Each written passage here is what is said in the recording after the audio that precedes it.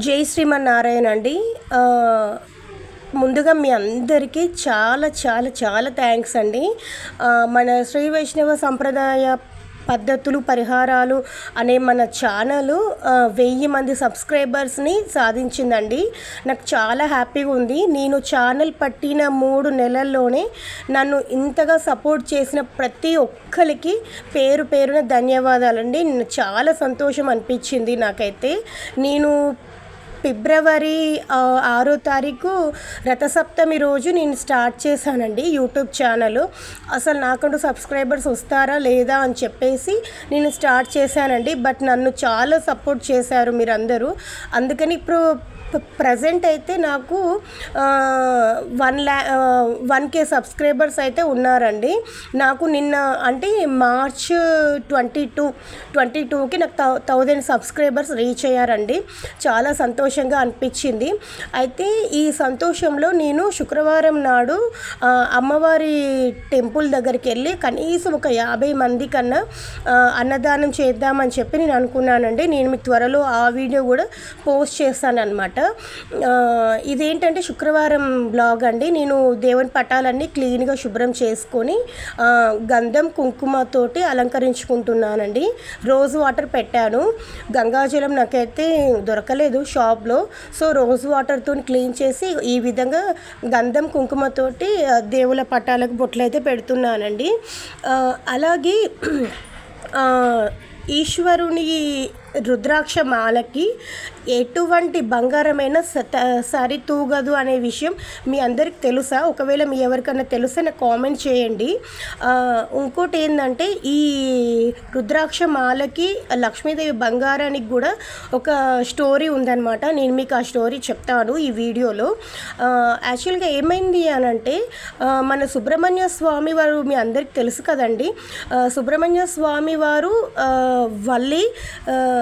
వారిద్దరూ ఒకరినొకరు ఇష్టపడతారనమాట.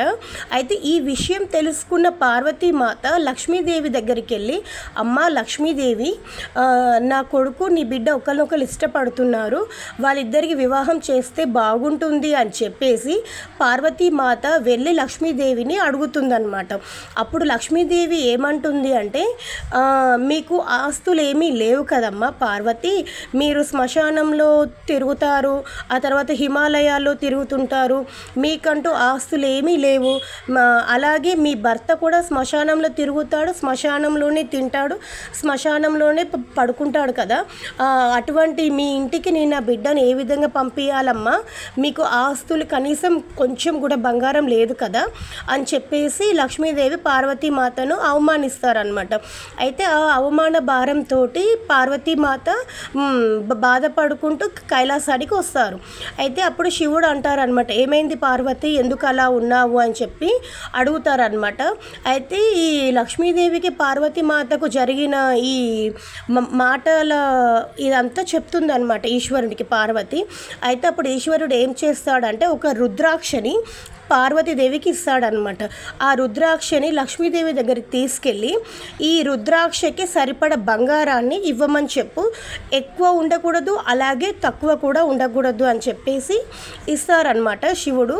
అయితే పార్వతీమాత ఈ రుద్రాక్షని తీసుకొని మళ్ళీ లక్ష్మీ అమ్మవారి దగ్గరికి వెళ్తారనమాట. అమ్మ లక్ష్మి, ఈ రుద్రాక్ష సరిపడా బంగారాన్ని నాకు ఇవ్వమ్మా అని చెప్పి అడుగుతారనమాట. అయ్యో రుద్రాక్ష సరిపడా బంగారం ఏంటమ్మా, అంతకంటే ఎక్కువనే ఇస్తాను నేను నీకు అని చెప్పి తూకం ఉంటుంది కదండి, దాంట్లో ఒకవైపు రుద్రాక్షని పెడతారు, అలాగే ఒకవైపు లక్ష్మీదేవి దగ్గర ఉన్న బంగారం నిధులు అన్నీ పెడతారనమాట.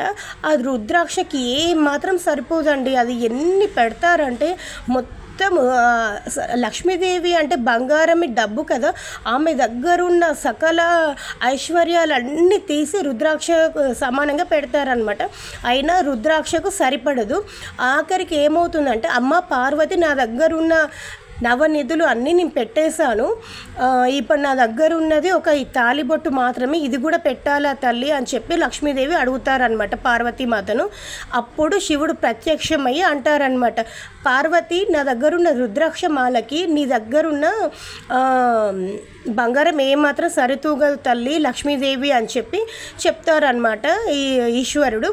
అప్పుడు లక్ష్మీదేవి అంటే తల దించుకొని, నన్ను క్షమించండి స్వామి, నేను అఖండ ఐశ్వర్యాలకు అధిపతి రాలని కదా, నా దగ్గర ఉన్న సంపద ఎవరి దగ్గర ఉండదని చెప్పి నేను కొంచెం ఇట్లా చేశాను, నన్ను క్షమించండి అని చెప్పేసి అప్పుడు శ్రీవల్లి సుబ్రహ్మణ్య స్వామికి వివాహం చేస్తారనమాట. ఈ స్టోరీ ఎలా ఉందండి, మీకు నచ్చిందా?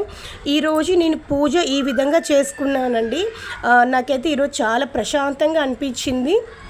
మార్కెట్ మార్నింగే వెళ్ళామన్నమాట, గులాబీ పూలు చామంతి పూలు తెచ్చి చేసాము పూజ.